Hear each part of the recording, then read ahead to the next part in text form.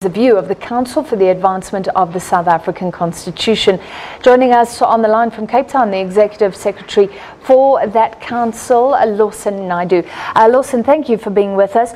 Just take us back and why your organisation felt that it should get involved in this case in the first place.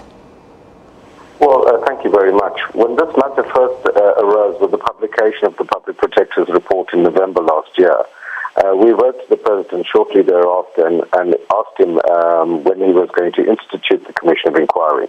His response to that letter was effectively to launch this review application.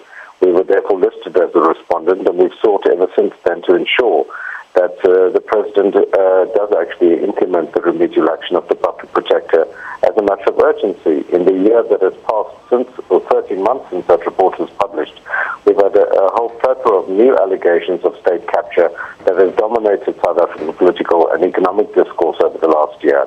And this is a matter of some urgency and seriousness, as the court itself stressed today. And the President has merely used the legal process or abused the legal process to delay this matter until this time. This, for you, is a resounding victory. The Public Protector's report being implemented in its whole. Really, the courts could find nothing wrong with it, only criticising the decision of the President to try and prevent its implementation or change that, saying that he was reckless. Did you expect the court to go that far?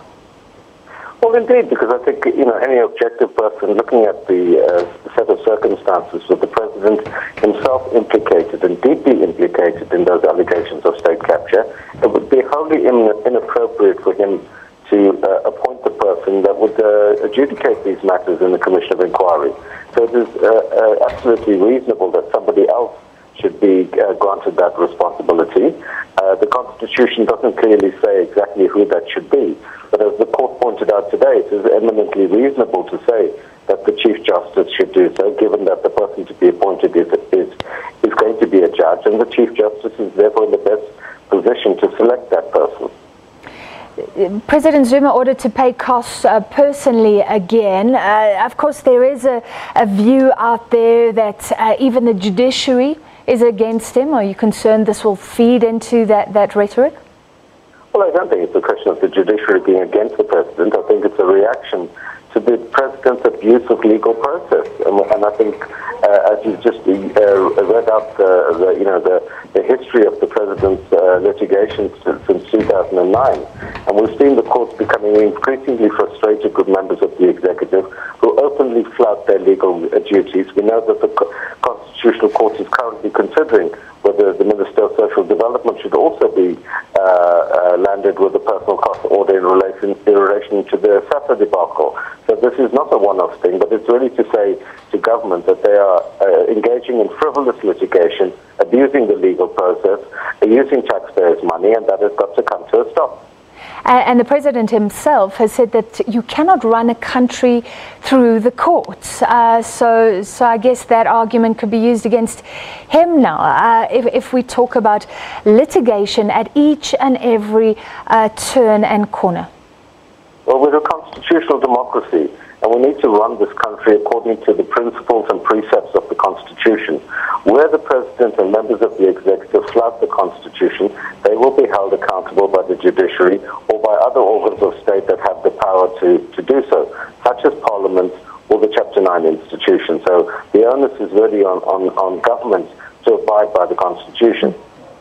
It sounds like this could be a risky financial decision given the cost order today, but technically there could be an appeal. Are you expecting anything like that?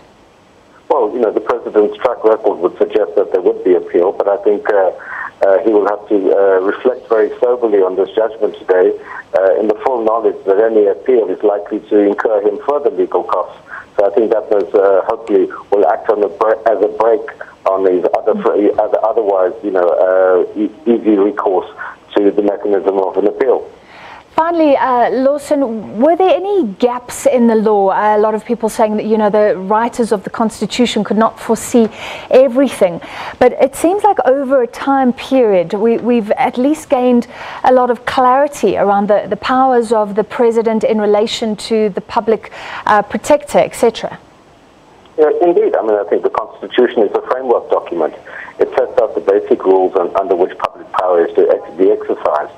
It cannot cover every eventuality, but I think the framework is there. The jurisprudence is now being developed to demonstrate to us how we interpret the Constitution in a purposive way in order to achieve the objectives and goals of the Constitution. And I think the courts have assisted us in getting that. All right, thank you very much. Lawson Naidoo from the Council for the Advancement of the South African Constitution.